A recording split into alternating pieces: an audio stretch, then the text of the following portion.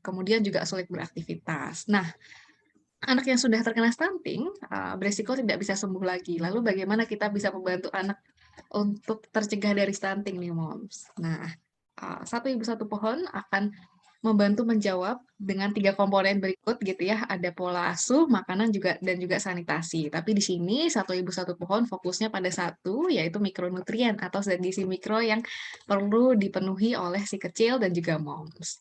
Nah, ini salah satu pencegahan stunting yaitu pada 1000 hari pertama kehidupan dan dengan berbagai penelitian yang ada, di sini kami menggunakan daun kelor yang dapat membantu moms dan juga si kecil cegah stunting dimulai dari masa kehamilan.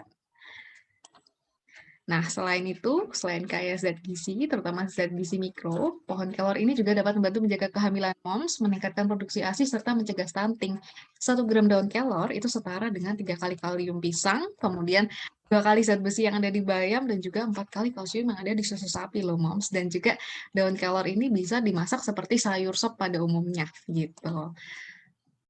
Nah, sampai saat ini kami sudah membagikan sekitar 1.416 pohon kelor di berbagai daerah, tapi tidak stop atau berhenti di situ aja, kami terus membagikan, bahkan bulan ini juga, membagikan beberapa di Pulau Jawa, di Yogyakarta, di Jawa Timur, dan sebagainya. Mungkin nanti Moms juga bisa menunggu giliran sampai daerah Moms, tersentuh gitu ya oleh Satu Ibu Satu Pohon untuk terbagikan pohon kelornya nih. Kemudian selain itu, kami juga berkomitmen untuk membuat sarana edukasi yang disebut dengan komunitas agen cegah stunting, yaitu di mana, moms sudah tergabung di grup sebelumnya gitu ya. Jadi kalau ada yang namanya grup ACS Ibu Bayi, Ibu Bali, Ibu Balita, Ibu Hamil, nah itu adalah, grup yang kami buat untuk mengedukasi para moms. Jadi grupnya ada 4, yaitu Ibu Entrepreneur, Ibu Hamil, Ibu Bayi, dan Ibu Balita. Nah, tidak hanya mengumpulkan moms di grup saja, tapi di situ moms juga bisa sharing dengan teman-teman yang lain, dengan ibu-ibu yang lain, tentang isu-isu si kecil, mungkin tentang masalah si kecil atau permasalahan moms gitu ya. Tapi selain itu, nah kami juga menghadirkan dokter umum nih di grup WA masing-masing. Jadi kalau moms baru aja bergabung, terus ada pertanyaan boleh langsung ditanyakan aja, karena di situ ada dokter yang, siap gitu ya, standby di grupnya untuk membantu menjawab pertanyaan moms dan si kecil. Oke, mungkin itu dulu nih Moms terkait perkenalannya Satu Ibu Satu Pohon gitu ya. Nah, sebelum lanjut ke utamanya, saya mau, menjelaskan terkait sesi giveaway nih. Mungkin sebelumnya Moms sudah melihat juga kalau ada giveaway gitu ya sebelum ikutan acara ini. Nah, caranya nanti gampang, nanti kita akan membagikan untuk ke 5 Moms dan masing-masing akan mendapatkan 20.000 yang bisa dikirim melalui GoPay, OVO, Dana, atau ShopeePay. Nanti bisa menyesuaikan juga dari kebutuhan Moms. Kemudian caranya yang pertama pastikan Moms sudah follow dulu ya di Instagram untuk Satu Ibu Satu Pohon dan Instagramnya Dokter Arum nih. Nah, kemudian yang kedua, nanti selama sesi kelas Zoom, selama Dokter Arum menjelaskan atau selama sesi tanya jawab, Mom bisa, memfoto ya sesinya, kemudian nanti dibagikan nih ceritanya di story Instagram Moms. Jadi supaya ilmunya nggak berhenti di Moms aja, tapi teman-temannya Moms nih juga tahu nih ilmu yang didapatkan hari ini. Kemudian jangan lupa juga untuk di-tag atau di-mention ya Satu Ibu Satu Pohon dan Dokter Arumnya, supaya kita tahu kalau Moms ikutan sesi giveaway ini dan nanti hari Selasa kita umumkan pemenangnya. Oke, mungkin itu dulu nih Moms untuk perkenalannya. Mungkin udah nggak sabar ya dengerin sesinya Dokter Arum. Terus ini juga ada yang udah nanya nih tentang stunting. Nanti akan dijawab lengkap dan juga kompleks gitu ya secara padat oleh Dokter Arum. Nah, buat yang udah follow Dokter Arum nih mungkin udah cukup familiar juga tentang konten-kontennya Dokter Arum di Instagram gitu ya yang membagikan tentang stunting. Nah, mungkin sebelum saya perkenalkan kita panggil dulu ya Dokter Arumnya. Halo, selamat pagi Dokter Arum. Pagi, Kak Bena. Oke, apa kabarnya nih Dok? Sehat nggak Dok? Sehat, Alhamdulillah. Gimana Kak Bena? Sehat? Sehat juga nih Dok. Sekarang lagi di mana Dokter Arum? Di rumah. Ini lagi di rumah. Abis praktek pagi. Oh, Terus lagi di di rumah. rumah ya berarti. Oke. Wah, Dokter Arum udah meluangkan waktunya nih Moms buat Mom semua. Nah, semoga materinya nanti bisa disimak dengan baik juga. Jadi kalau ada Moms yang audionya belum terhubung, boleh dipastikan dulu nih. Sekarang udah terhubung. Nah, sebelum mulai Dokter Arum, saya izin share dulu untuk CV-nya ya. Jadi supaya Moms ada gambaran juga nih. Nah, jadi kalau buat moms yang udah follow Dokter Arum nih, mungkin sering denger ya namanya Mom Arum gitu ya, sering disebut-sebut juga di Instagramnya Dokter Arum. Nah, Dokter Arum nih lahirnya di Purwokerto. Nah, kalau ada mom yang dari Purwokerto juga nih satu tanah kelahiran dengan Dokter Arum. Nah, ini, selain jadi dokter, Dokter Arum juga, ibu dari 2 orang anak gitu ya. Saat ini usianya 9 tahun dan 7 tahun dan sekarang stay-nya di Jakarta. Kemudian berikut sekilas terkait pendidikannya dan pengalaman kerjanya. Selain itu Dokter Arum juga menjadi konselor laktasi dan juga MPASI nih moms. Jadi, lengkap gitu ya mengedukasi para moms juga di sini. Oke, mungkin itu aja perkenalannya dari saya nih Dokter Arum. Waktunya langsung saya berikan ke Dokter Arum, nanti materinya kurang lebih 40 menit ya, Dok. Oke, siap Kak Oke, Bena. silahkan Dokter Arum. Terima kasih Kak Bena. Baik, Assalamualaikum warahmatullahi wabarakatuh. Selamat pagi, jelang siang, Ibu dan mungkin ada Bapak-Bapak juga ya sekalian. Semoga hari ini meskipun di waktu weekend kita masih tetap semangat untuk belajar dan sharing bersama sih. Karena saya yakin sebenarnya informasi-informasi seperti ini sejujurnya sudah banyak ada di sosial media, entah itu di Instagram, Facebook, bahkan sekarang juga di TikTok juga sudah banyak. Tapi kita bareng-bareng lagi nih refresh ilmunya dan juga sharing bersama mengenai kondisi anak kita masing-masing. Oke, apakah slide-nya sudah kelihatan? Sudah terlihat nih, Dok. Di moms semua juga sudah terlihat ya, moms? Siap. Jadi hari ini Ibu dan Bapak sekalian, insya Allah kita akan belajar, kita akan sharing bersama mengenai berat badan yang ideal untuk mencegah stunting. Kata-kata ideal ini sebenarnya terkadang menjadi satu momok buat kita orang tua karena dianggap ideal kalau di masyarakat yang masih sering dilihat itu adalah perawakannya. Perawakannya yang dilihat itu biasanya kita lihat, wah gemoy nih, kayak roti sobek nih, atau kemudian dia tinggi, besar gitu kan. Tetapi sebenarnya karena setiap anak itu berbeda, anak kembar aja bisa punya kondisi atau status gizi yang berbeda. Jadi yang perlu kita pegang idealnya ini adalah dilihat dari pertumbuhan dan juga perkembangan yang kita plot masing-masing di kurva anak-anak kita. Dan kita lihat pribadi ke pribadi, tidak kemudian kita generalisir jadi, oh yang gemuk pasti sehat, oh yang kayak roti sobek itu berarti yang ideal. Tidak seperti itu. Oke, sedikit yang akan kita bahas hari ini adalah, pertama kita tahu bagaimana sih sebenarnya untuk mengukur status gizi dari anak kita. Kalau sekarang insya Allah kondisinya sudah bisa ya, moms dan dad semuanya untuk cek ke posyandu ataupun ke puskesmas atau ke rumah sakit terdekat. Tapi kalau misalnya masih belum bisa memungkinkan untuk cek ke rumah sakit atau ke posyandu terdekat, bisa coba untuk ukur di rumah sendiri. Lalu kita akan cari tahu bagaimana cara untuk atau bagaimana sih berat badan ideal anak kita, dan cara untuk memantau berat badan yang seret atau bagaimana sih permasalahan dari berat badan yang seret dan nutrisi yang tepat, terutama di usia 0 sampai 2 tahun. Oke, sedikit ini sebagai pembelajaran yang bersifat sebagai edukasi yang umum saja ya, mom dan dad sekalian, karena diagnosa dan tata laksana untuk weight flattering atau kemudian gagal tumbuh atau sampai ke stunting itu bersifat sangat individualistik. Jadi saya harapin nggak yang, wah ternyata anak saya stunting gitu. Mudah-mudahan tidak seperti itu, karena memang harus diperiksa langsung. Oke, indikator untuk tumbuh dan berkembang pada bayi dan juga anak di bawah 2 tahun, itu ada banyak sekali, tetapi yang paling sering digunakan adalah 3 indikator ini. Yang pertama adalah berat badan, yang kedua adalah panjang atau tinggi badan. Biasanya kalau untuk panjang badan itu untuk bayi-bayi di bawah usia 1 tahun, kemudian di bawah 2 tahun, kemudian tinggi badan itu digunakan untuk di atas 2 tahun. Lalu yang sering kelupaan itu adalah lingkar kepala juga, ini sering terlewat juga, tetapi sebaiknya tetap dilakukan hingga 2 tahun. Terus di antara 3 indikator ini, itu juga dipengaruhi oleh jenis kelamin, mom dan dad sekalian. Jadi memang dari jenis kurvanya itu akan dibedakan antara anak laki-laki maupun dengan anak perempuan.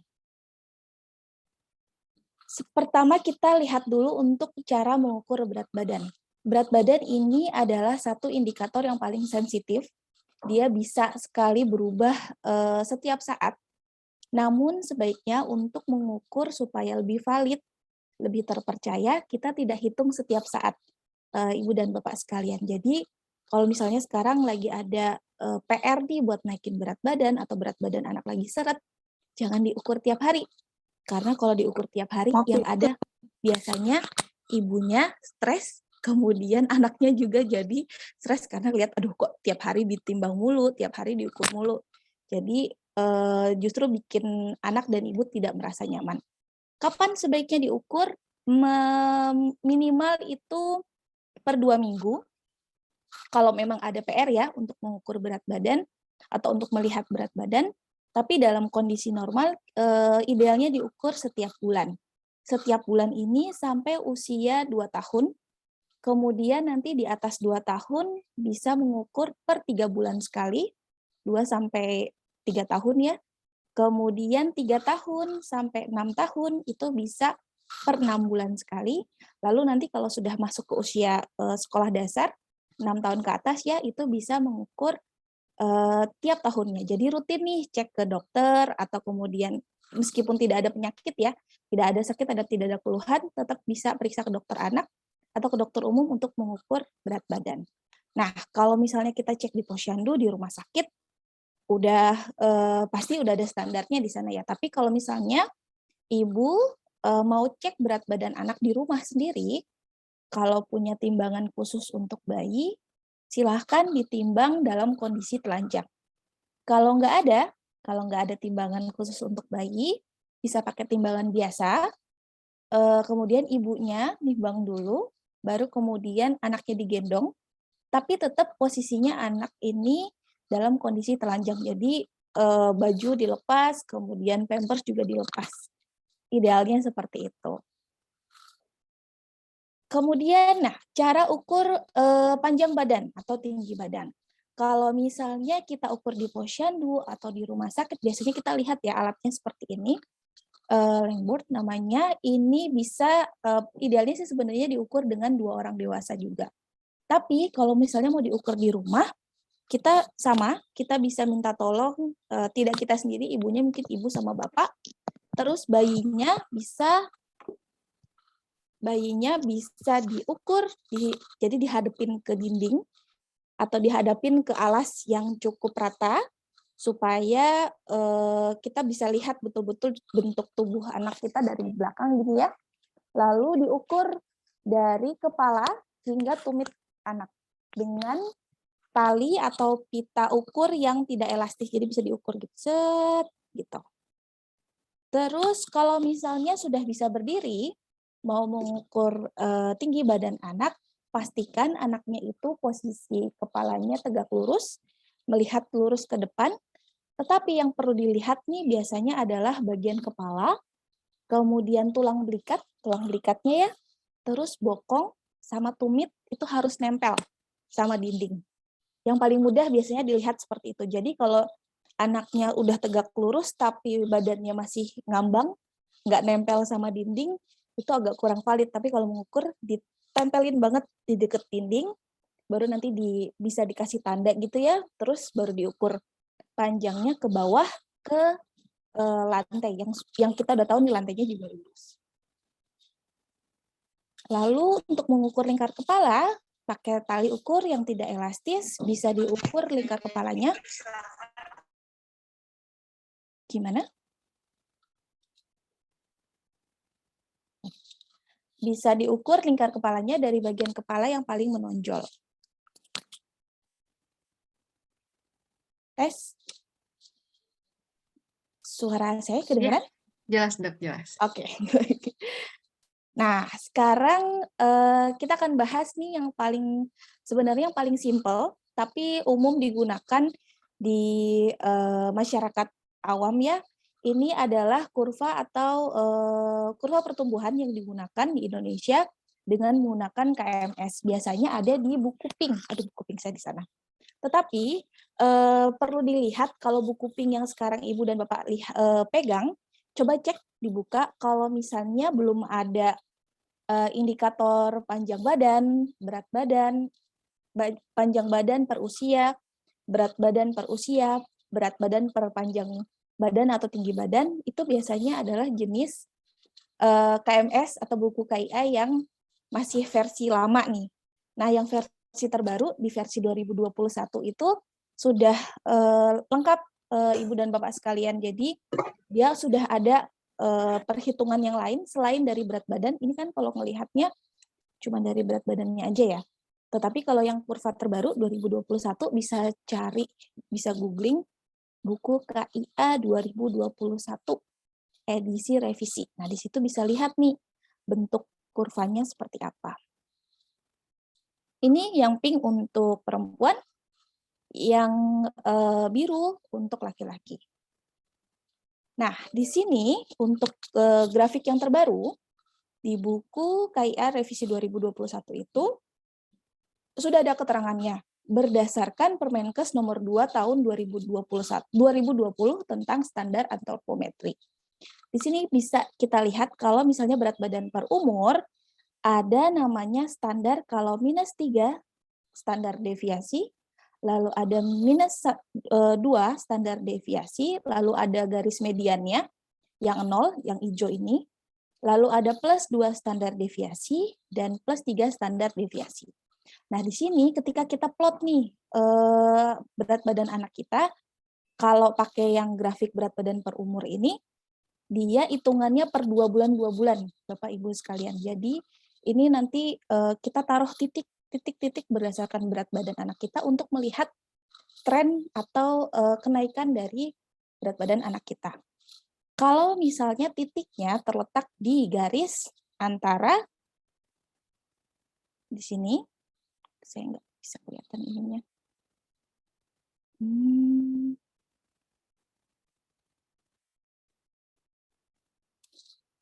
Kalau misalnya di sini, di bawah sini ya misalnya, usia anaknya 8 bulan, terus posisi titiknya di sini, atau kemudian di bawah dari garis, sini, itu berarti berat badannya sangat kurang atau severely underweight.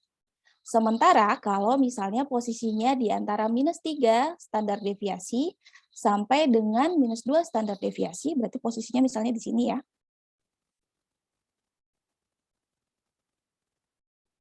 Atau di sini. Ya, itu berarti berat badannya kurang. Kalau kurva anak kita atau plot anak kita, titiknya anak kita di antara -2 standar deviasi sampai +2 standar deviasi, itu berarti masuk dalam berat badan normal. Contohnya misalnya 8 bulan di sini posisinya, atau di sini misalnya ya. Nah, itu berarti posisinya berat badannya normal. Kalau dilihat dari berat badan per usia. Jadi dari usianya per 2 bulan ini di bawah ya, ini untuk usianya di bawah. Terus ini untuk berat badannya. Oke. Terus sekarang kita lihat panjang badan per usia atau per umur. Nah, kalau di sini misalnya tadi sama. Kalau -3 standar deviasi, jadi kurang dari -3 standar deviasi, itu bisa dianggap sebagai sangat pendek atau severely stunted. Lalu -3 standar deviasi sampai dengan -2 standar deviasi, itu masuk dalam kriteria pendek atau stunted.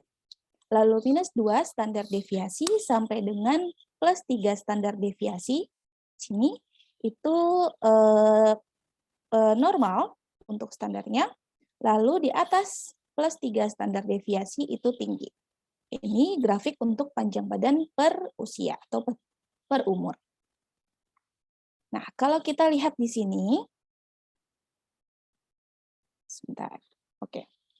Di sini ini adalah grafik berat badan per tinggi badan. Nah, kalau mau misalnya lihat tadi dari depan, terus kita udah masukin nih, udah plotting di sini. Terus, oh ini berat badannya kayaknya udah mulai ada seret gitu ya. Tidak bisa kemudian dikonfirmasi hanya karena satu dari berat badan seret aja. Tapi itu sudah bisa jadi tanda waspada.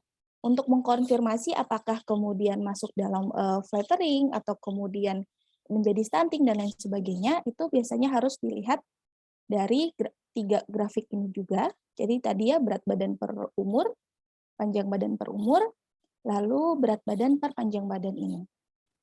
Nah, kalau misalnya di sini posisinya, ketika posisi grafik anak kita bertambah tiap, misalnya di sini ya, berat badannya berapa ya kira-kira? Oh, anak saya berat badannya 10 kilo.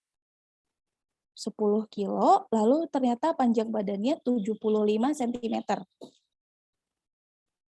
10 kilo, 75 cm. Misalnya posisinya di seperti sini. Terus kita lihat, kalau ini masuknya kemana ya?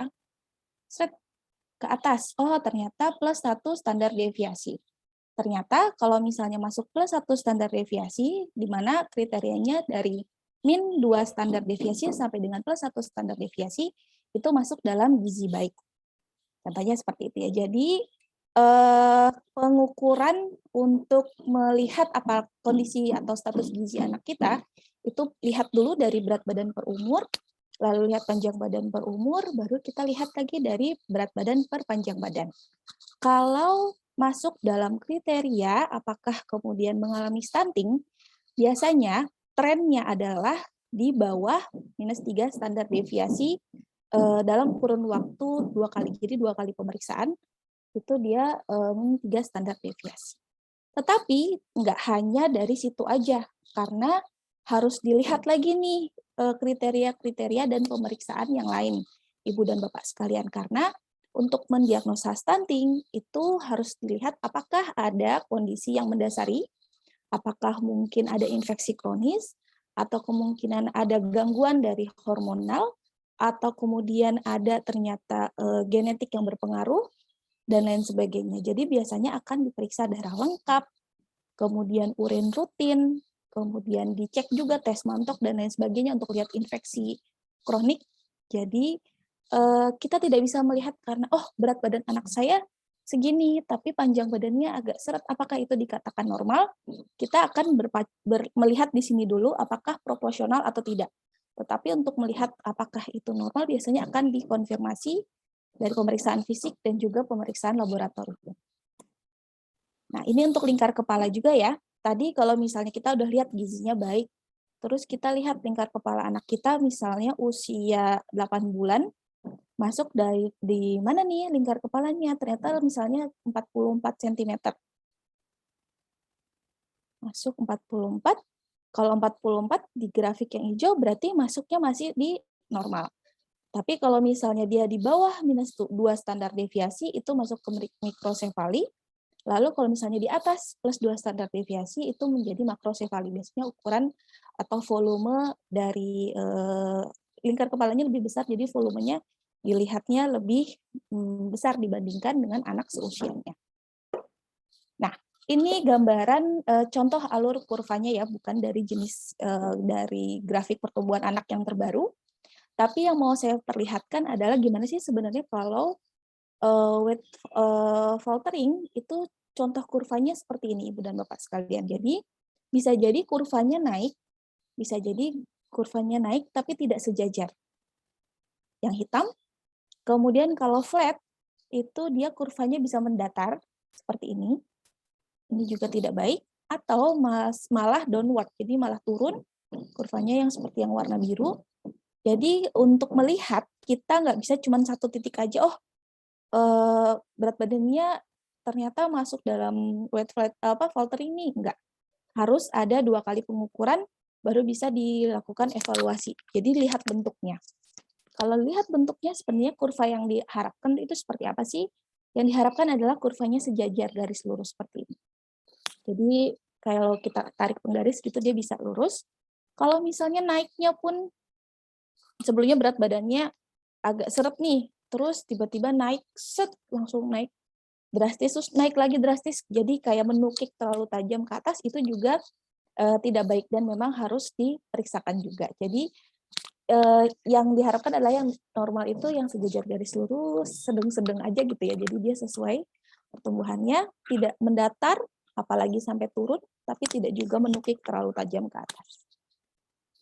Oke, ini beberapa cara untuk mengetahui berat badan anak. Tadi diukur dari kurva ya, kita lihat kurvanya. Kalau yang dari usia 0 sampai 2 tahun itu biasanya bisa melihat dari kurva WHO. Tapi kalau di atas 2 tahun itu bisa juga pakai kurva CDC. Terus kita juga bisa lihat penambahan dari atau pertambahan minimal berat badan anak tiap bulannya. Di usia 0 sampai 3 bulan itu kurang lebih 750 sampai 900 gram per bulan. 4 sampai 6 bulan itu 600 gram per bulannya. 7 sampai 9 bulan itu 450 gram per bulan. 10 sampai 12 bulan 200 sampai 300 gram per bulan. 1 sampai 3 tahun 240. Di atas 3 tahun itu kurang lebih 180 gram per bulannya. Di sini Ibu bisa lihat bahwa penambahan atau pertambahan berat badan anak sebenarnya ketika masuk di fase MPASI itu tidak sedrastis ketika di fase usia 0 sampai 6 bulan. Jadi memang untuk diagnosa stunting atau kemudian gagal tumbuh itu jauh sebelum masuk fase MPASI. Memang harus ada intervensinya dari ketika ibunya hamil, pas ketika ibunya juga menyusui atau di usia 0 sampai 6 bulan itu ya. Jadi harus dicek. Kalaupun menggunakan susu formula, berarti susu formulanya itu harus dicek apakah sudah adekuat atau belum, cara bikinnya sudah baik atau belum. Terus kita juga bisa nih pakai rumus yang tidak baku untuk mengukur berat badan anak kita, berat badan ideal. Kalau misalnya sekarang anaknya usia 8 bulan misalnya ya. Bisa nih Ibu cek di usia 1 sampai 12 bulan, berarti 8 dibagi 2 ditambah 4 misalnya. Ini berarti jadi berapa berat badannya? 8 kilo untuk 8 bulan misalnya seperti itu. Atau kemudian kalau di usia 1 sampai 6 tahun, ini hitungannya 2 kali usia dalam tahun ditambah 8. Kalau misalnya usia 11 bulan. 11 bulan berarti gimana? Berarti kalau 11 bulan kan 1 tahun tambah 1 bulan ya, jadi 1,1. Terus ditambah 8. Hasilnya berapa? Jadi 10,2 kg. Contohnya seperti itu. Lalu untuk mengukur tinggi badan atau panjang badan ideal untuk anak, sama, lihat tren kenaikan berat badan tiap bulannya dan bentuk kurvanya, atau kita bisa lihat dari penambahan minimal atau pertambahan laju penambahan panjang badan tiap bulannya. Kalau di usia 0 sampai 6 bulan, itu laju penambahan minimalnya itu 32 cm per tahun, jadi dibagi 12 ya. Lalu 6 sampai 12 bulan itu 16 cm per tahun, 1 sampai 2 tahun itu 10 cm per tahun, 3 sampai 4 tahun 7 sampai 8 cm per tahun, 5 sampai 10 tahun itu 5 sampai 7 cm per tahun. Ini juga sama. Di usia 0 sampai 6 bulan itu memang fase di mana penambahan berat badan dan panjang badan anak itu sedemikian pesatnya. Di masa MPASI juga sama, pesat, tetapi memang tidak sepesat di usia 0 sampai 6 bulan. Di fase setelah 1 tahun pun penambahan panjang badan juga tetap harus ada penambahan panjang badan, tetapi tidak sepesat ketika di bawah 1 tahun dan seterusnya. Kita tidak bisa mengambil misalnya anak saya berat badannya oke naiknya, tapi panjang badannya nggak naik, misalnya panjang badannya nggak naik dalam rentang waktu 3 bulan, tapi berat badannya naik terus, dilihat seperti itu. Nah, Kalau seperti itu tetap harus ada yang dievaluasi Ibu dan Bapak sekalian, karena seperti prinsip tumbuh dan berkembang, dua-duanya biasanya harus berjalan supaya proporsional nih ukurannya. Kalau mau pakai rumus tidak baku juga bisa bayi 1 tahun itu kurang lebih 1,5 dikali panjang badan lahir. Jadi kita harus tahu panjang badan lahir anak kita. Kalau umur 4 tahun itu 2 kali dari tinggi badan. Oke, nah sekarang kita bahas sedikit mengenai penyebab dari berat badan yang seret atau kemudian nanti jatuhnya menjadi tidak ideal. Biasanya penyebabnya adalah yang pertama tadi ya, asupannya tidak adekuat, seperti tadi yang disebutkan oleh Kak Bena. Kemudian juga ada penyerapan gizi yang kurang atau penggunaan energi yang berlebih.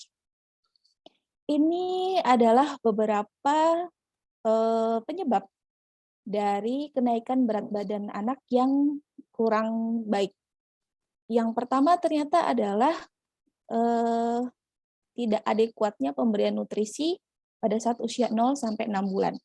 Berarti kalau di usia 0 sampai 6 bulan harus dicek nih posisi pelekatannya apakah sudah baik, manajemen laktasinya seperti apa. Kalau menggunakan susu formula biasanya yang akan dievaluasi sebelum ganti ya, biasanya kalau ini sebelum ganti susu formula yang dicek adalah cara membuat susu formulanya apakah sudah sesuai atau belum. Karena kadang ada yang suka dibikin kental aja deh, kental biar berat badan anaknya cepat naiknya. Tapi justru kalau dibuat terlalu kental itu nggak bagus buat berat badan anak. Atau dicairin deh biar irit gitu kan. Itu juga salah satu cara pembuatan dari susu formula yang kurang tepat yang menyebabkan tidak adekuatnya penambahan atau pemberian nutrisi pada anak usia 0 sampai 6 bulan. Terus di usia 0 sampai 6 bulan itu juga biasanya ada reflux.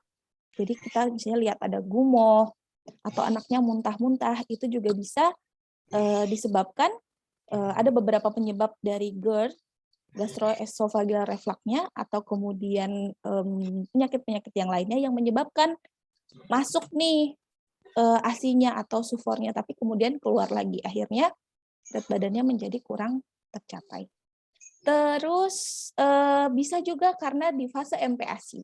Di fase MPASI, untungnya sekarang ya Ibu dan Bapak sekalian kita sudah cukup paham, oh ternyata MPASI itu harus adekuat, harus ada makronutrien dan mikronutriennya. Kalau dulu yang sering terjadi adalah kita menganggap anak belum mampu menerima makanan yang mirip-mirip komposisinya sama yang dewasa, akhirnya hanya dikasih menu-menu tunggal dalam rentang waktu yang cukup lama, akhirnya angka kejadian dari stunting atau sebelum stunting menjadi berat badannya menjadi seret itu sering kali terjadi.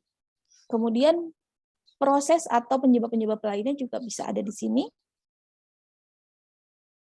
Ini saya ambil dari satu kajian meta-analisis, dia membagi antara penyebab dari kejadian stunted ya, udah stunted. Jadi di sini bisa dilihat ada faktor dari ibu atau orang tuanya, ada faktor dari lingkungan, ada faktor dari cara pemberian makan anaknya, atau juga dari infeksi. Jadi nggak bisa hanya satu tunggal karena MPASI-nya saja. Tapi MPASI juga sangat berpengaruh atau pemberian nutrisi yang adekuat itu sangat berpengaruh. Jadi berkaitan semuanya. Nah, gimana sih cara pemberian MPASI yang kita harapkan? Tentunya kita tahu dia harus tepat waktu, pemberiannya juga sudah adekuat sesuai dengan komposisi ASI, kemudian diberikan dengan cara yang aman dan higienis, serta diberikan dengan cara yang benar. Komposisinya saya yakin udah banyak yang tahu ya, karbohidrat kurang lebih 45-55%, protein kurang lebih 15-20%, lemak kurang lebih 30-45%. Ada beberapa literatur juga yang menyebutkan hingga 50%, hingga 55%, tetapi sangat diharapkan lemak ini komposisinya tidak boleh kurang dari 25%. Jadi memang sebesar itu dibutuhkan oleh tubuh anak kita. Untuk variasi bahan pangan dari MPASI, yang kita harapkan itu dibuat homemade atau sama mirip dengan makanan yang dikonsumsi di keluarga. Termasuk tadi ya daun kelor itu kalau di Indonesia kan cukup banyak, bisa dibudidayakan juga dengan mudah. itu masuk ke dalam pemberian mikronutrien. Kalau dari variasi yang lainnya, bisa kita cari yang tersedia lokal. Ini beberapa takarannya, nanti bisa dilihat sendiri ya untuk takaran ini. Ini gambaran MPASI dari makanan keluarga, yang ini dari standar bahan mentah. Kita bisa lihat komposisinya. Nah, yang mau saya tekankan di sini, Ibu dan Bapak sekalian, jadi kalau tadi Kak Bena menyebutkan mikronutrien, itu sangat penting, karena kalau tadi ya daun kelor itu salah satunya bisa ada asam folatnya, zat besi, proteinnya juga tinggi. Nah, kalau di makronutriennya, protein ini memang salah satu bahan pangan yang secara signifikan bisa membantu mengurangi resiko atau angka kejadian stunting. Di mana ketika anak diberikan satu jenis protein seumur hidupnya misalnya ya, itu bisa menurunkan kejadian hingga 3,7%. Kalau diberikan 2 jenis, itu bisa mengurangi resiko 5,7%.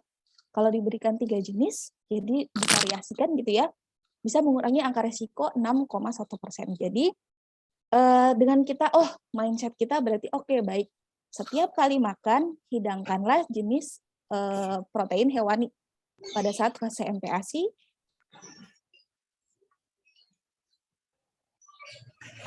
bisa sekali untuk menurunkan angka kejadian dari stunting.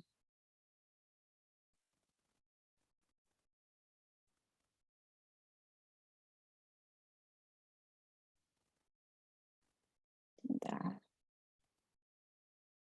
Oke.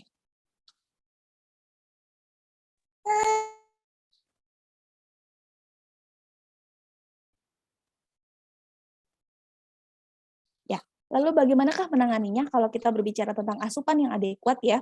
Jadi yang pertama, dapat memenuhi kebutuhan dari makronutrien, lalu kebutuhan mikronutriennya juga harus tetap ada, tidak lupa diberikan dengan cara responsif.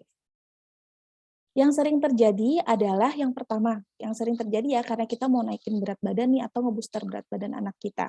Tetapi kita jadiin semua makanan anak yang ingin kita buat tuh jadi satu. Terus padahal anak kita belum kenal nih sama makanan itu. Kalau seperti itu biasanya anak kita akan penerimaannya itu akan lebih rendah. Jadi dia akan cenderung untuk menolak masakan atau makanan-makanan yang baru dia kenal karena dia tidak merasa itu aman untuk dikonsumsi dia. Jadi kalau mau mengenalkan atau menambahkan bahan-bahan untuk menaikkan berat badan anak, sebaiknya memang ada satu bahan yang sudah bayi kenal dan bayinya suka.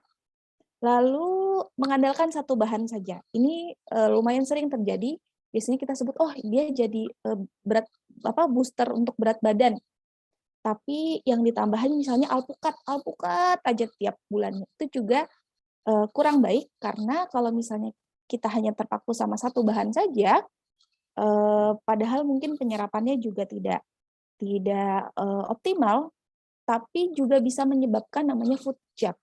Food jug itu jadi anak terbiasa pada hanya satu bahan saja, diberikan dalam rentang waktu yang cukup lama, akhirnya kemudian anak betul-betul menolak jenis makanan itu karena tidak ada variasi yang beragam yang bisa dia terima. Jadi misalnya, dulu tuh dok, pas 6-8 bulan doyan banget nih sama udang, misalnya seperti itu ya.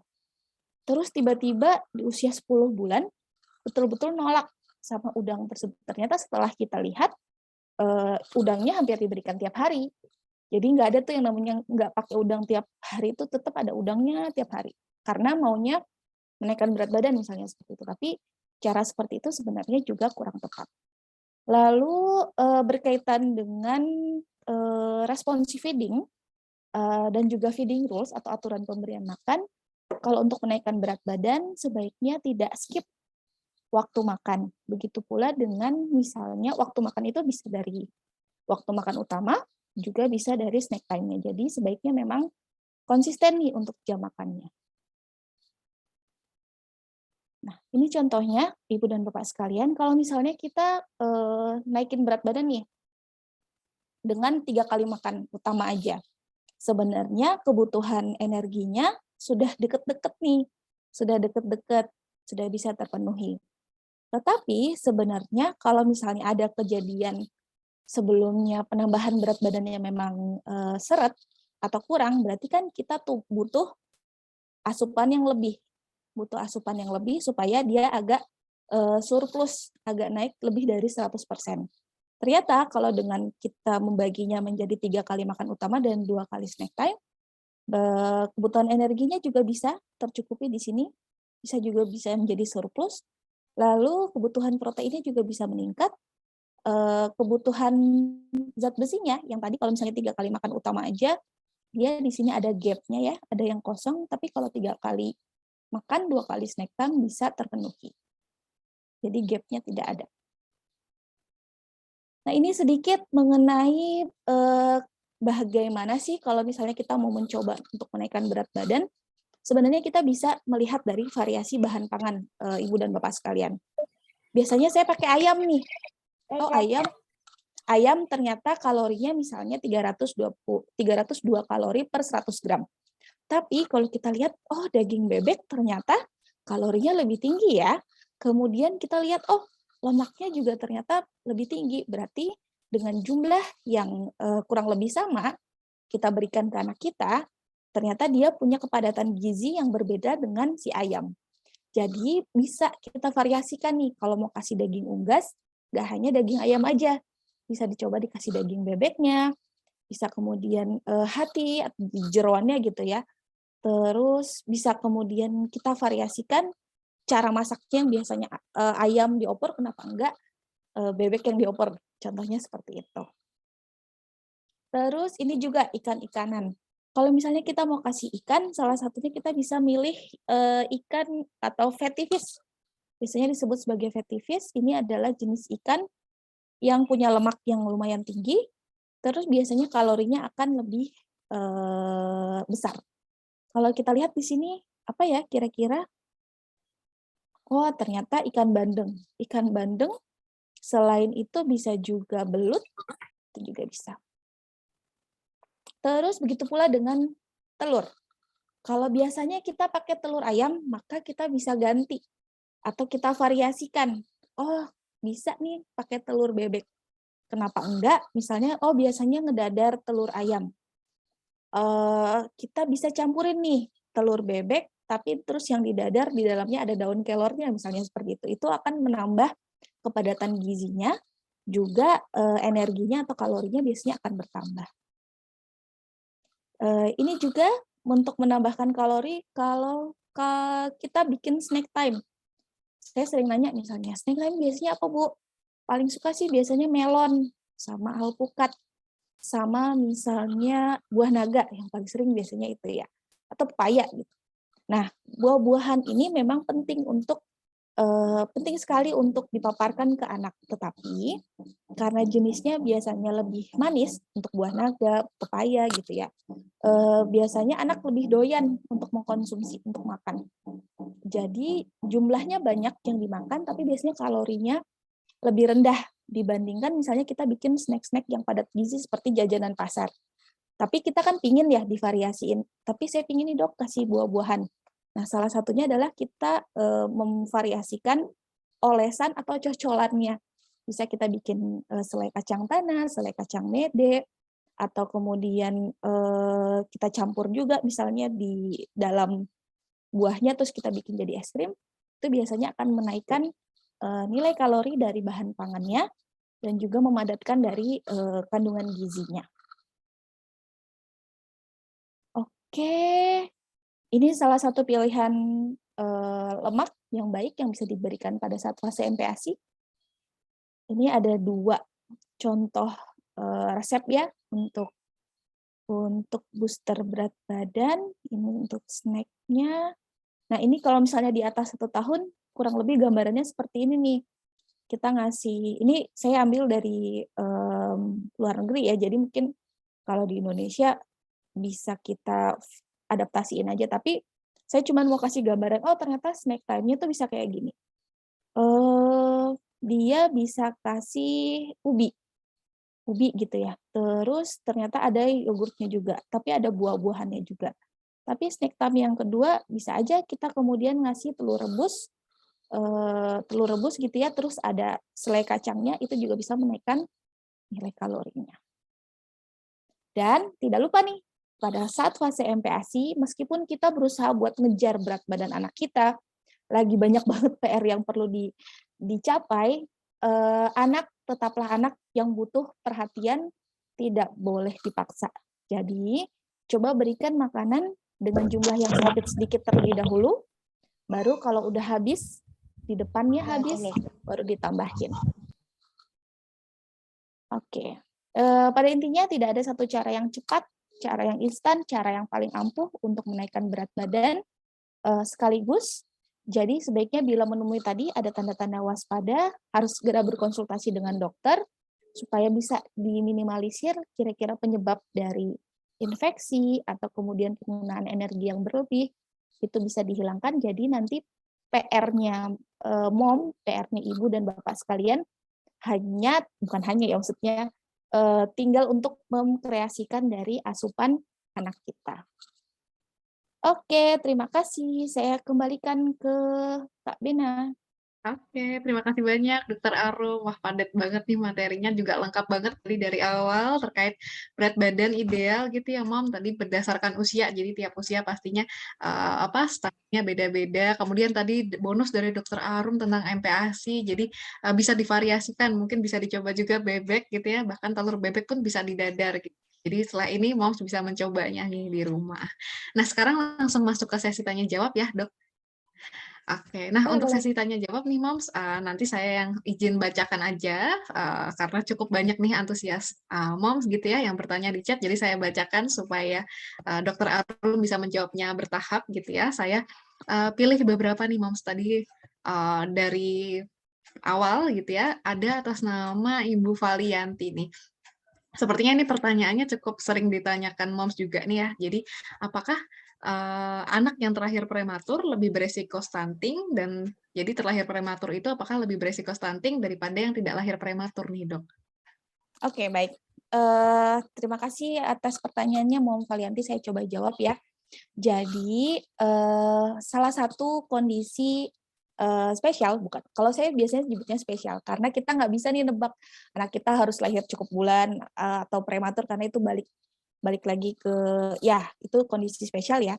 Tetapi memang kondisi bayi yang lahirnya prematur itu salah satu peningkatan resiko terjadinya stunting. Tapi nggak hanya karena waktu lahirnya aja, berpengaruh juga dari berat badan lahir saat bayinya prematur. Karena ada juga bayi yang lahir prematur, tapi berat badannya ternyata ketika lahir sesuai, misalnya di atas 2,5 kilo. Berbeda dengan yang kemudian lahirnya prematur, tapi berat badannya di bawah 2.500 gram atau 2,5 kilo.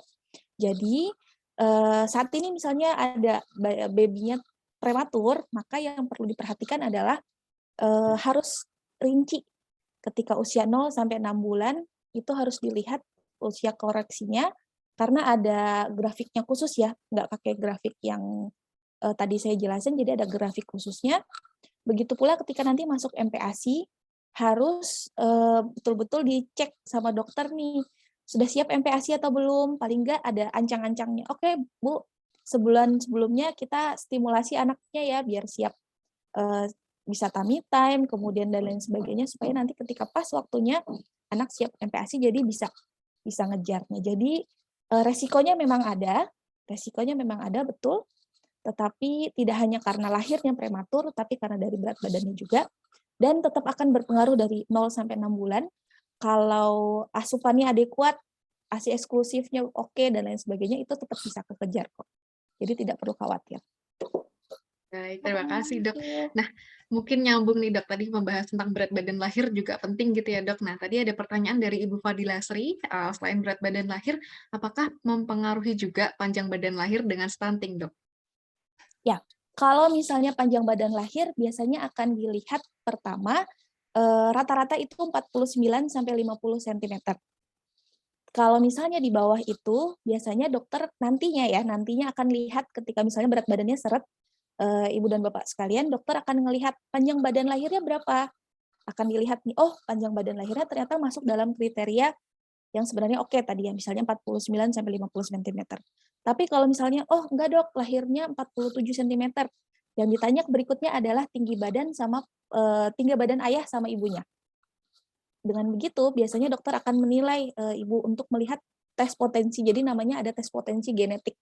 Apakah memang karena dari ayah dan ibunya ternyata ada genetik yang kemudian ya memang berat panjang badan anak memang ada genetiknya ya, jadi ada turunannya dari orang tua, ataukah karena dari proses pada saat lahir itu terus asupannya kurang. Jadi ada standarnya yang bisa dikatakan sebagai normal, tapi kalau misalnya kurang dari itu pun tenang aja, pasti akan dilihat bapak ibunya juga kok. Jadi nggak karena wah iya nih bayinya ini nih terus jadi resiko stunting, enggak. Itu memang panjang sih pemeriksaannya, jadi masih bisa sekali dikoreksi.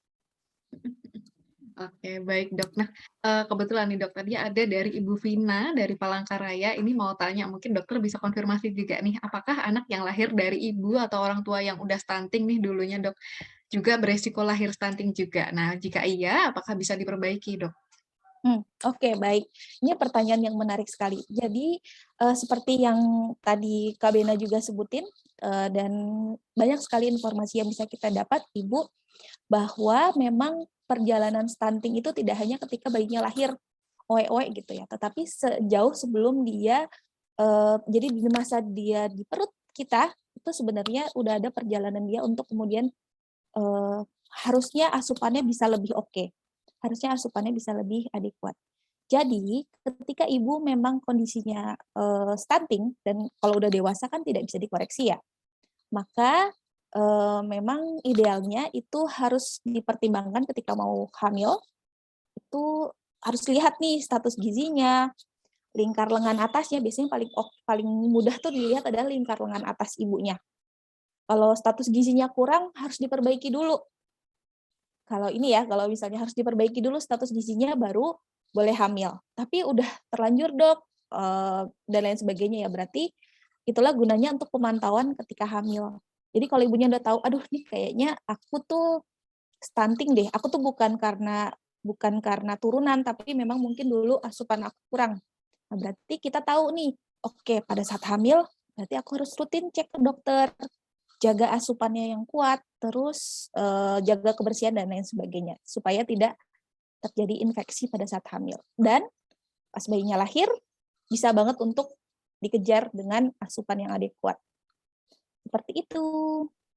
Baik, terima kasih dok. Nah, ini saat ini ada yang angkat tangan nih dok, 2 orang. Mungkin kita persilahkan salah satu mom untuk ngobrol langsung dengan dokter Arum ya dok. Boleh. Oke, dari Ibu Karis, boleh Ibu Karis yang raise hand? Boleh on mic untuk tanya langsung nih ke dokter Arum. Halo, Ibu Halo, Karis. Oh halo. ya, halo. Ya dokter, saya mau nanya, ini Ya, anak saya laki-laki, usianya itu sekarang 19 bulan dengan berat badan 9 kilo. Kemudian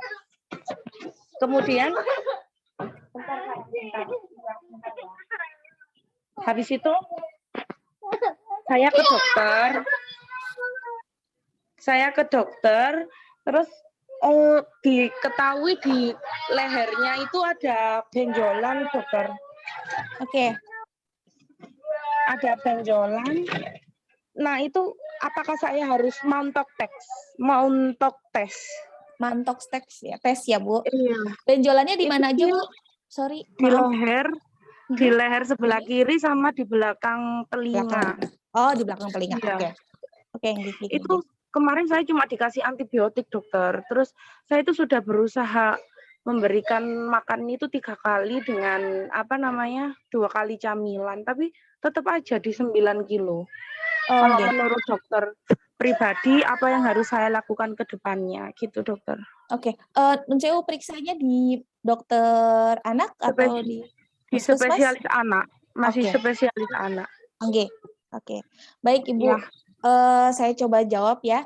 Jadi memang tadi ya kalau kondisi berat badan yang seret itu ada 3 penyebabnya dari asupannya dari luar yang kita berikan itu kurang adekuat, atau memang ada kondisi penggunaan energi yang berlebih, atau yang ketiga penyerapannya yang kurang baik. Dua penyebab ini bisa jadi karena disebabkan dari adanya infeksi sebelumnya. Nah, di Indonesia itu yang paling banyak memang ada dua, infeksi saluran kemih sama TB. Tapi infeksi yang lainnya pun bisa kemudian mendasari ya terjadinya kondisi-kondisi tersebut. Nah, kalau memang ibu rasa ada benjolan nih di leher, di belakang telinga, benjolannya menetap, kemudian berat badannya seret, tidak naik, dan lain sebagainya, mungkin ada pemeriksaan seperti darah lengkap, urin rutin gitu ya, atau kemudian kalau sebelum masuk ke mantoks itu biasanya ada scoringnya kalau memang curiga ke arah TB. Scoringnya tuh bisa dilihat apakah di keluarga ada riwayat TB, atau ada yang batuk lama, kemudian misalnya tadi ya ada benjolan, terus berat badan yang tidak naik dalam beberapa bulan, lalu kemudian ada keringat pada malam hari dan lain sebagainya, itu ada scoringnya, Bu. Terus yang terakhir, kalau scoringnya memang mencukupi, biasanya kemudian akan di tes mantok. Jadi kalau misalnya sekarang Ibu rasa belum cukup memuaskan, bukan cukup memuaskan ya, karena feeling Ibu itu kan lumayan kuat ya. Jadi kalau misalnya saya udah berusaha seperti ini, tapi sepertinya masih seperti ini, masih belum mencukupi, mungkin bisa cek lagi ke dokternya atau bisa cari second opinion untuk memeriksakan kondisi adik. Gitu ya. Jadi mumpung masih 19 bulan, masih bisa banget untuk dikejar. Gitu ya Ibu Fariska, semoga membantu. Baik. Iya dokter, terima kasih banget. Baik, terima Sama-sama. kasih juga Bu Fariska, semoga membantu ya. Nah, karena cukup banyak nih pertanyaannya, Mom, jadi untuk pertanyaan langsung saya batasi dulu ya, Mom. Saya izin membacakan lagi pertanyaan yang masuk ke chat nih. Ada dari Ibu Via dari Surabaya nih, Dokter Arum. Ada 3 pertanyaan, tapi saya bacakan satu-satu ya, Dok. Jadi yang pertama, seperti apa anjuran nutrisi anak di atas 2 tahun supaya dia tidak stunting dan tidak anemia defisiensi besi? Jadi ini ada tentang ADB juga nih, Dok. Oke. Terus, dijawab dulu ya? Boleh, Oh boleh, ya, Dok. oke, baik. Oke, di atas 2 tahun, ini punya. Di atas 2 tahun, Ibu dan Bapak sekalian, jadi dia memang sudah tidak masuk ke fase MPASI ya. Jadi udah lewat dari fase MPASI, biasanya akan dilihat kecukupannya dari, kita bisa pakai nih prinsip gizi seimbang. Prinsip gizi seimbang itu masih bisa komposisinya mirip-mirip dengan MPASI. Tapi pilihnya nggak ada. Jadi misalnya kita bisa lihat dalam satu piring, setiap kali adik makan, itu bisa nih kita berikan karbohidrat, kemudian prinsipnya tetap ada protein hewani, bisa kita kombinasikan juga dengan protein nabati, terus ada sayur mayur, dan juga buah-buahan. Jadi bisa pakai prinsip gizi seimbang, bisa dibagi ya, bisa dibagi setengah, sepertiganya karbo, seperenamnya lauk pauk, bisa juga cukup besar kalau protein hewani untuk di atas 2 tahun. Terus seperenamnya itu sayur, sepertiganya itu buah-buahan. Dalam satu piring bisa seperti itu. Nah, yang jadi PR biasanya Ibu dan Bapak sekalian, di atas 2 tahun itu udah pintar jajan. Udah bisa ke warung sendiri nih, atau diajak sama orang tuanya. Jadi, kalau sependek pengetahuan saya, kalau di Indonesia ternyata konsumsi minuman-minuman manis yang berlebihan atau makanan-makanan manis yang sebenarnya tidak untuk konsumsi anak-anak balita, itu konsumsinya banyak nih, jajan-jajanan seperti itu pertama akan menekan nafsu makan anak untuk mengkonsumsi makanan yang lebih sehat. Kedua, biasanya kayak coklat atau jajanan-jajanan manis itu juga, coklat ya biasanya itu bisa menghambat penyerapan dari zat besi. Jadi sebenarnya sesimpel boleh sesekali kasih jajanan, tapi nggak tiap hari. Nggak kemudian diberikan, anaknya doyan nih sama biskuit, atau anaknya doyan nih sama teh juga ada ya kadang-kadang ya, minum teh gitu, itu juga bisa mengganggu penyerapan dari zat besi dan bisa meningkatkan resiko terjadinya anemia defisiensi zat besi. Jadi mirip-mirip sih sama MPASI, masih mirip, komposisinya tetap sama, tinggal diatur tiap kali makan ada makanan-makanan tersebut, terus hindari jajanan-jajanan yang tadi yang manis, yang sebenarnya belum dibutuhkan sama anak kita. Baik, Dok. Gitu. Kemudian lanjut nih, Dok, dari Ibu Via juga pertanyaan kedua dan ketiganya. Jadi kalau pertanyaan kedua, apakah vitamin atau suplemen atau minyak ikan dapat mencegah stunting? Dan yang ketiga nih, pertumbuhan BB yang melambat bahkan cenderung tidak naik atau BB seret gitu ya, Dok. Apakah itu bisa dibilang stunting? Oke. Yang pertanyaan ketiga dulu ya. Jadi kalau misalnya berat badan seret, itu tidak bisa langsung kita sebut sebagai stunting.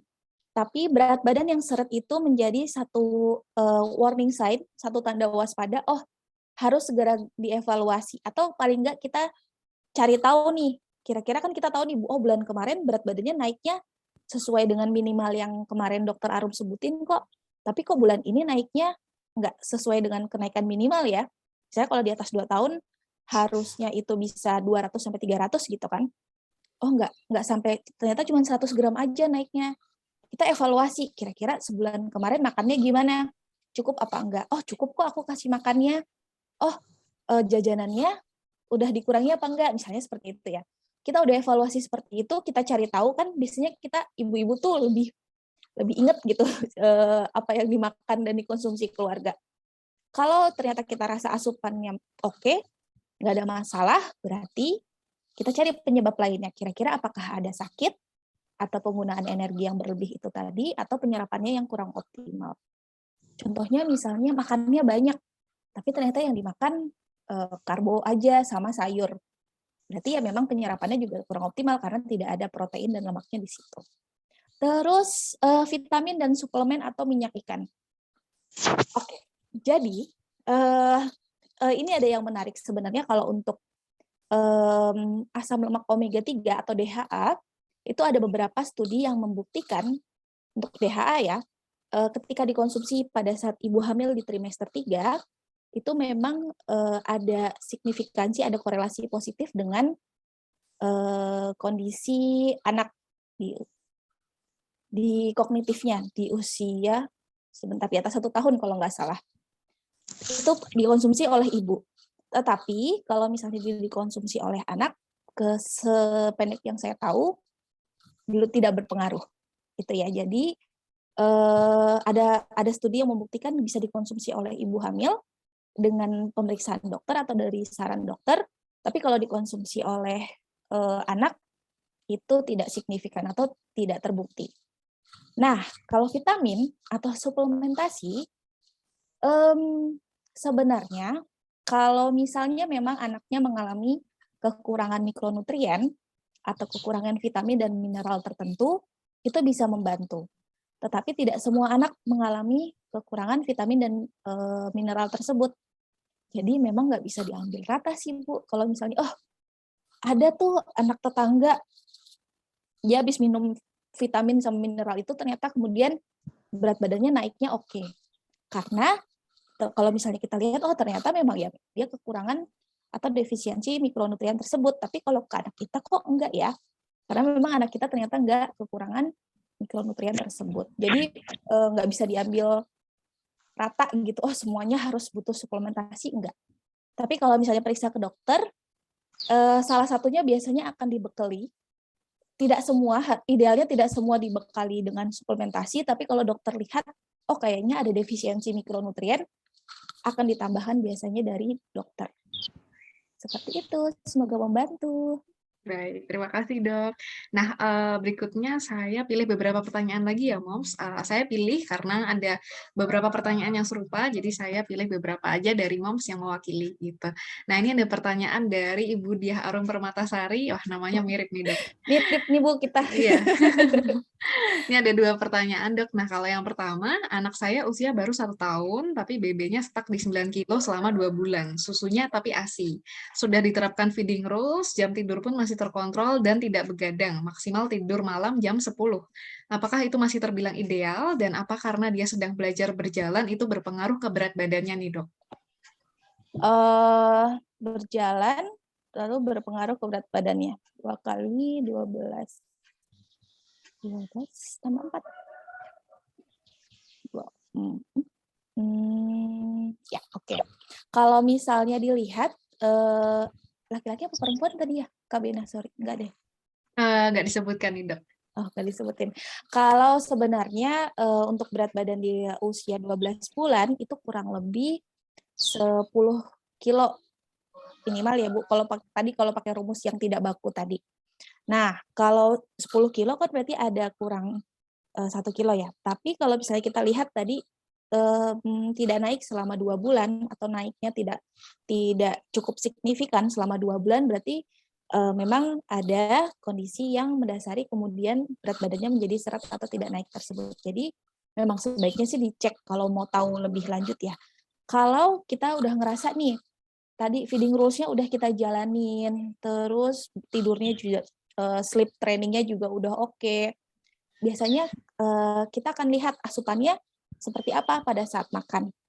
Apakah sudah cukup atau ternyata pada saat makannya itu mungkin ada yang kurang. Terus ASI itu kalau misalnya udah di 1 tahun masih bisa diberikan, betul, tetapi sudah tidak lagi mendominasi. Jadi mungkin bisa diaturnya dari selain feeding rules-nya ya, berarti si waktu ASI-nya ini agak lebih dikasih jarak, Bu. Mungkin pas mau tidur aja, jadi di waktu-waktu berikutnya bisa makan utama atau snack time, atau kemudian minum air putih aja. Jadi bisa diatur asupannya dari situ. Tapi kalau misalnya selama 2 minggu belum naik juga ya, Ibu misalnya cek, lebih baik dicek ke dokter. Semoga membantu, Ibu. Baik, kemudian yang kedua nih, sepertinya nyambung nih Dok ke pemberian ASI tadi ya. Jadi, apakah benar anak ASI atau anak yang minum ASI setelah masa MPASI itu lebih susah naik atau seret berat badannya daripada anak yang menggunakan susu formula? Enggak benar. Karena itu ada penelitiannya nih Bu, dari salah satu profesor di UI, Damayanti Syarif, itu di tahun 2012. Beliau menilai gimana sih sebenarnya tata cara atau aturan pemberian makan yang kurang tepat di Indonesia. Yang pertama itu adalah yang paling banyak di Indonesia ternyata distraksi. Jadi anak sambil nonton atau dibawa keliling itu ternyata yang mengganggu cara pemberian makan yang kurang tepat. Terus adanya paksaan, itu yang kedua. Yang ketiga ternyata adalah pemberian susu formula. Karena di Indonesia itu, jangan dipotong. Pemberian susu formula lebih dari 500 mili dalam sehari di atas 10 bulan. Jadi di situ bisa kita lihat bahwa orang di Indonesia itu kebanyakan menganggap nggak apa-apa deh, nggak makan tapi minum susu formula tapi ya.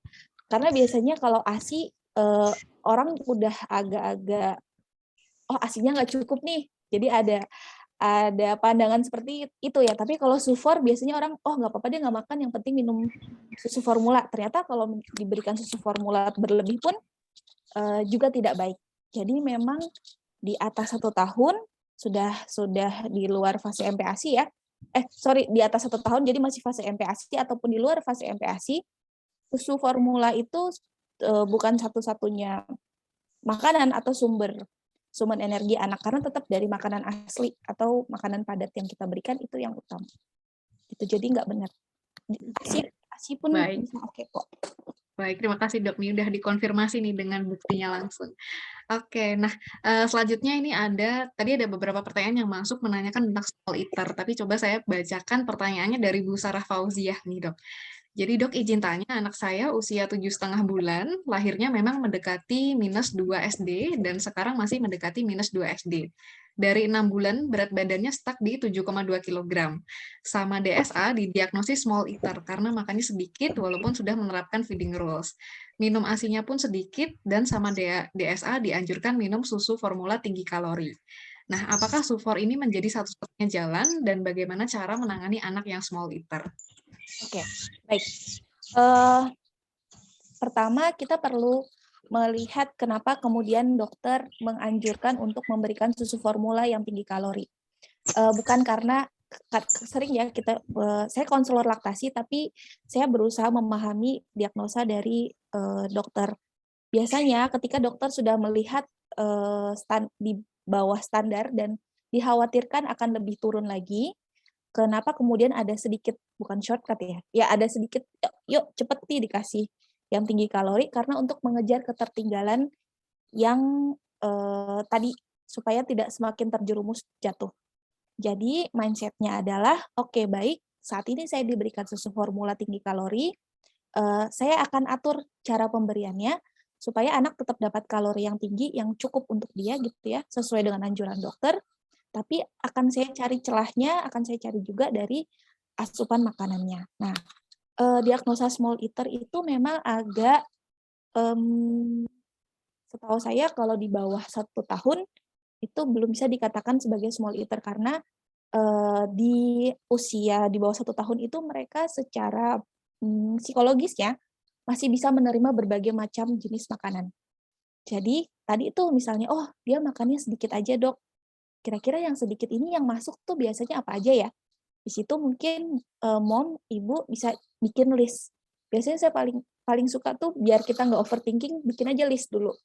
Kira-kira proteinnya dapat makanan apa aja, karbonya bisa masuk apa aja, sayurnya, lemaknya bisa pakai apa aja. Nah, di situ jadi kelihatan lebih jelas, oh oke, saya mau ngenalin apa ya tadi ya, oh ternyata saya biasanya cuma pakai telur ayam aja nih, berarti saya bisa kombinasiin nih dengan si telur bebek misalnya seperti itu. Atau oh ternyata saya kalau pakai ayam, cuma pakai dada ayam masaknya. Oh berarti ternyata kalau misalnya setelah saya pelajari, kalau mau cari yang lebih padat gizinya bisa pakai paha ayam. Contohnya seperti itu ya. Jadi bisa di-switch seperti itu. Jadi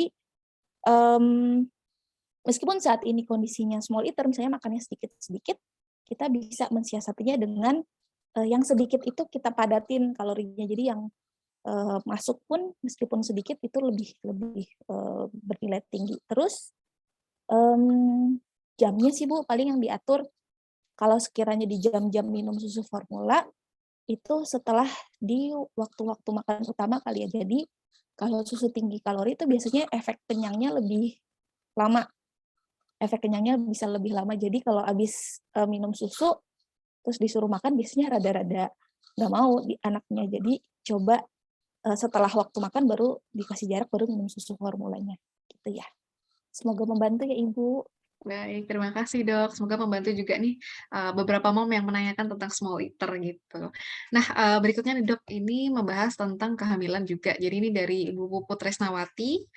Yang pertama, bagaimana jika ibu hamil mengalami hiperemesis sampai usia kehamilan trimester kedua, tidak bisa makan karena mual muntah. Apakah nantinya anak bisa stunting atau tidak dok? Kemudian lanjutan pertanyaannya, jika anak di bawah 2 tahun mengalami cacingan, itu bagaimana? Oke, baik. Yang pertanyaan kedua dulu ya, untuk yang cacingan, di Indonesia saat ini angka kejadiannya memang cukup rendah untuk cacingan, tapi memang tetap masih ada, terutama kalau misalnya ada gejala, salah satunya anak tampak kesakitan, perutnya tidak nyaman gitu ya dilihat, padahal mungkin resiko-resiko seperti mengkonsumsi makanan yang bergas gitu sudah disingkirin, tapi kelihatan perutnya tidak nyaman, bloating. Kemudian kalau cacing itu kan banyak jenisnya, Ibu dan Bapak sekalian, tapi kalau misalnya ada kemerahan di sekitar anus, itu yang biasanya paling banyak ya terjadi kemerahan atau laserasi gitu, jadi kayak ada luka-luka di luar karena popoknya, bisa kemudian dicek dulu ke dokter. Memang harus dicek dulu ke dokter, biasanya nanti akan diberikan obat khusus buat cacing, tapi yang buat bayi. Itu. Terus yang pertama, ya, hiperemesis gravidarum itu memang salah satu kondisi yang nggak bisa kita ini juga ya, nggak mau kena hiperemesis gravidarum gitu kan, karena memang salah satu kondisi spesial di ibu hamil, kalau yang terjadi seperti itu memang agak beresiko pada saat hamil. Tapi yang perlu kita perhatikan, kira-kira cari tahu nih penyebab hiperemesisnya. Apakah karena ada kehamilan kembar, atau memang pada saat itu status gizinya kurang, atau ada kondisi-kondisi sakit yang lainnya yang menyebabkan hiperemesis gravidarum. Biasanya kalau sudah tahu penyebabnya, dievaluasi. Kadang juga psikologis juga berpengaruh ya sama hiperemesis. Kalau itu harus dicek dulu kondisinya sekarang seperti apa, dievaluasi supaya nggak berkelanjutan. Seperti itu, Ibu. Apakah berpengaruh ya? Sorry pertanyaannya. Bisa jadi kalau tidak dievaluasi, ya bisa berpengaruh ke berat badan lahirnya sih kalau ininya nanti. Baik, jadi perlu dievaluasi juga gitu ya, Dok. Betul. Oke, jadi selanjutnya nih Dok dari Ibu Santi, ini pertanyaannya menarik terkait MPASI. Jadi untuk pemberian MPASI guna menaikkan berat badan itu lebih efektif pemberian yang instan atau yang homemade. Kemudian yang kedua, kalau pemberian air putih saat MPASI apakah kurang efektif dan menyebabkan kembung atau malah dianjurkan nih Dok? Oke, baik. MPASI fortifikasi dan homemade itu jadi kalau lihat dari standar pemberian makan dari WHO ya, kalau kita berpeduan pada WHO, yang pertama disebutkan adalah memang MPASI homemade, Ibu dan Bapak sekalian. Jadi dari mulai variasinya, teksturnya, kemudian jenis makanannya, itu tetap yang pertama, yang paling oke adalah homemade. Karena kenapa? Proses makan bukan hanya untuk pemenuhan gizinya aja pada saat usia 6 sampai 2 tahun. 6 bulan sampai 2 tahun. Tetapi setelah itu yang kita harapkan anak kita bisa makan yang lebih sehat untuk keberlangsungan hidupnya. Kalau MPASI fortifikasi itu pasti ada batasannya kan, nggak sampai kemudian bisa dikonsumsi sampai dia SD. Jadi memang yang pertama itu adalah MPASI homemade atau yang di MPASI lengkap homemade. Tetapi pada kondisi-kondisi tertentu yang tidak memungkinkan, kalau di WHO itu yang disebutkan pertama kondisi perekonomian biasanya. Ketika ibunya atau di keluarganya memang tidak bisa memiliki daya beli makanan-makanan atau protein-protein yang bisa membantu memperbaiki status gizi anaknya, tapi kekeh homemade aja deh, tapi yang dikasih misalnya nasi sama tahu aja gitu, itu akan tidak lebih baik dibandingkan kalau misalnya kita kasih fortifikasi yang memang sudah ada takarannya. Gitu ya, jadi biasanya akan dilihat dari daya beli sebenarnya kalau dari WHO seperti itu. Dan kedua, memang kalau misalnya ada kondisi bayinya butuh asupan yang cukup, tetapi kekuatan lambungnya masih belum memenuhi kalau misalnya makan yang banyak. Jadi fortifikasi kemudian bisa menjadi pilihannya. Kalau saya biasanya akan selalu lihat ke kondisi atau saya balikin lagi ke orang tua. Kalau di rumah bisa menyediakan protein yang bervariasi setiap minggu gitu ya, nggak setiap hari gonta-ganti protein, enggak. Misalnya ya udah seminggu masukin deh 2 kali ayam dalam seminggu ya, terus 3 kali misalnya kasih ikan, terus ada tahu tempenya gitu juga bisa. Jadi tapi itu bervariasi seperti itu akan lebih baik. Tapi kalau tidak bisa, sementara kita tetap butuh mensupport anak kita untuk tumbuh, bisa dipadu-padankan dengan MPASI fortifikasi. Terus air putih. Pemberian air putih di bawah 1 tahun itu masih sangat terbatas karena kebutuhan cairan masih dominan dari ASI atau susu formulanya atau kemudian dari makanan. Jadi kalaupun mau diberikan air putih itu tidak terlalu banyak, dia di bawah 1 tahun. Seperti itu, semoga membantu. Baik, terima kasih Dok. Nah, karena sudah hampir habis nih waktunya, saya akan memberikan satu sesi lagi untuk satu ibu yang mau bertanya langsung. Kira-kira ada yang mau bertanya langsung, Mom? Oh, ini masih ada Ibu Isti. Ya, Ibu Isti yang raise hand. Ibu Isti, silahkan kalau mau bertanya langsung boleh on mic. Aku mau. Halo dokter. Halo. Sabina, terima kasih. Ya, dokter, aku mau tanya. Anakku dua-duanya sedang terapi obat TBC. Yang pertama, dua-duanya perempuan ya dok. Yang pertama usianya 6 tahun 7 bulan. Saat pengobatan awal 5 bulan yang lalu itu beratnya 13,9. Sekarang sudah 15,90 kilo tingginya, tapi tingginya kayaknya nggak naik dok. Tingginya masih di 106. Apakah itu termasuk stunting gitu? Terus yang kedua, bayi saya juga baru mulai pengobatan TB juga, baru masuk 2 minggu. Awal tes itu beratnya di 5,9 kilo. Sekarang usianya 9 bulan, dok. Oke. Kemudian sekarang sudah naik 250 kilo. Apakah setelah selesai pengobatan berat badannya akan kembali ideal ya, dok? Terus termasuk stuntingnya tuh gimana ya dok, kalau keduanya ini termasuk anak yang aktif dan tumbuh kembangnya kalau bisa dibilang udah sesuai sama milestone-nya. Apakah itu termasuk anak yang stunting? Kalau nggak salah anak stunting kan juga milestone-nya juga kurang bagus ya dok ya. Itu benar apa enggak? Terus asupan makanannya itu bagaimana ya dok untuk mengejar BB idealnya mereka? Terima kasih dok. Oke, baik. Saya coba jawab ya, Ibu Isti. Kalau untuk kakak di usia 6 tahun ini, berat badannya udah cukup oke sebenarnya ya. Kalau dilihat dari 5 bulan terapi, berarti ini tinggal sisa 1 bulan lagi ya. Nah, kalau untuk perhatiannya ke tinggi badan, tadi kalau kita lihat laju pertumbuhan anak ketika di usia tadi berapa? Di usia 0 sampai 6 bulan. 0 sampai 6 bulan itu kan cepet banget. Tapi kalau udah di atas 1 tahun, memang nggak secepat ketika usia 0 sampai 6 bulan. Jadi sebenarnya kalau dilihat dari tinggi badan segini, kita akan lihat, kita harusnya diplot ya berat badan per tinggi badannya. Diplot, terus dilihat kurvanya seperti apa. Tapi kalau misalnya kok nggak nambah ya dok selama 5 bulan ini, memang karena nggak secepat ketika di bawah 1 tahun itu. Tapi jangan khawatir, nanti ini kan perempuan ya, jadi kalau misalnya udah deket-deket dia masuk pra remaja dan masuk remaja, itu ada fase percepatan pertumbuhan lagi. Anak-anak itu ada fase percepatannya ketika dia di golden period di 0 sampai 2 tahun dan juga di fase remaja, meskipun tidak secepat ketika di 2 tahun ke bawah itu ya.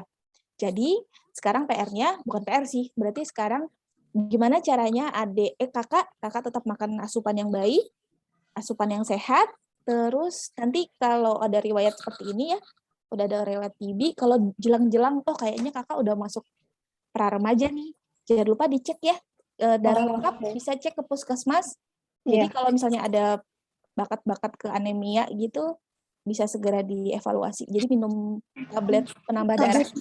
Pas remaja ya dok ya? Pra remaja. Sekarang remaja. 6 tahun tuh 7 bulan. Iya, bisa usia 8 tahunan gitu udah mulai siap-siap tuh. 8 tahun mulai cek darah rutin gitu ya, cek darah lengkap gitu ya dok? Yes, kalau dia udah mulai kayak biasanya kan penumbuhan payudara, bentuk pinggul. Kalau menstruasi itu terakhir. Jadi kalau udah ada seperti itu ya, udah mulai siap-siap cek darah buat lihat apakah ada risiko ke defisiensi anemia ya. Terus kalau buat adik, insya Allah masih bisa sekali untuk dikoreksi karena masih di golden period. Jadi 9 bulan ya, kita coba asupannya, berarti Mom Isti mungkin bisa coba. Kalau makan utama, saya yakin kalau makan utama udah bisa ya. Oke nih komposisinya seperti ini. Terus di snack time-nya, kalau bisa nggak terlalu setiap hari, buah-buahan aja atau biskuit-biskuit bayi aja, enggak. Tapi bisa dikombinasikan dengan snack-snack yang padat gizinya. Tadi bikin barongko, bikin otak-otak, atau bikin pergedel kentang dengan daging. Atau tadi misalnya daun kelor tapi dicampurin sama telur puyuh. Tapi ada tomat dan sebagainya. Seperti itu. Semoga membantu. Ya, terima kasih banyak dokter. Baik, terima kasih juga Ibu Isti atas pertanyaannya. Nah, dengan pertanyaan terakhir Bu Isti, sudah terjawab semua nih pertanyaan yang bisa kita sampaikan ke Dokter Arum pagi ini, dan mohon maaf kalau belum semua pertanyaan MOMS bisa kita tampung nih, tapi semoga materi dan juga jawaban Dokter Arum ini bisa membantu MOMS nantinya bisa menjaga si kecil gitu ya untuk cegah stunting. Nah, sebelum menutup acara siang ini, nanti kita akan ada sesi foto bersama nih bareng Dokter Arum. Mungkin MOMS boleh sambil on cam dulu ya, biar ada sesi bersama nih Dokter Arum gitu. Nah, sambil menyiapkan Mom yang on cam, saya ingatkan sedikit nih Mom tentang acara giveaway kita. Nanti jangan lupa di-follow dulu Instagram Satu Ibu Satu Pohon dan Dokter Arum. Kemudian nanti foto sesi kelas Zoom hari ini boleh Mom bagikan juga di story Instagram, jadi supaya Mom bisa berbagi juga ke Moms yang lain. Dan jangan lupa di-tag juga ya Instagramnya Satu Ibu Satu Pohon dan juga Dokter Arum. Nah, kemudian nanti kita umumkan di hari Selasa. Dan terakhir nih Moms, terkait absen, tadi ada yang udah pada tanya terkait absen ya. Nanti absen bisa diisi di link berikut. Ini dibagikan juga di chat, nanti boleh disimpan dulu linknya. Kemudian setelah ini kita akan foto bersama dulu. Oke. Nah, sambil menunggu Moms yang bisa on cam, kita sambil on cam dulu nih Mom. Kita foto bareng. Ada Dede. Iya, ada dedeknya nih. Dedeknya yang mau ikut juga boleh nih, Moms. Bersama Dokter Arum. Oke. Sekaligus menjawab juga beberapa pertanyaan Moms gitu ya. Jadi untuk PPT atau file Dokter Arum memang tidak kita bagikan, tapi untuk rekamannya nanti kita upload di YouTube. Jadi nanti kita bagikan nih rekamannya ke Moms. Jadi kalau ada yang mau mendengarkan lagi, ada yang mau menonton lagi, mau belajar lagi, nanti boleh mendengarkan ulang di YouTube yang kita bagikan. Gitu ya. Oke, sepertinya udah pada mulai on cam. Kita sambil ambil gambar aja ya, Dok. Oke, siap. Oke, saya izin ambil gambar. Mom semua boleh sambil gaya nih sama si kecil-kecilnya. Aduh. 1, 2, 3. Oke, slide kedua, satu lagi. 1, 2, 3. Oke, satu lagi di slide berikutnya. 1, 2, 3. Oke. Oke, terakhir Mom silahkan on mic bersama-sama kita ucapkan terima kasih kepada Dokter Arum yuk Moms atas materinya hari ini yang sangat berguna. Terima kasih Dokter Arum. Terima kasih, Bena. Terima kasih, Mom. Dadah, sehat-sehat ya. Sehat-sehat juga Dokter, sehat-sehat Mom. Terima kasih. Assalamualaikum. Selamat siang. Waalaikumsalam.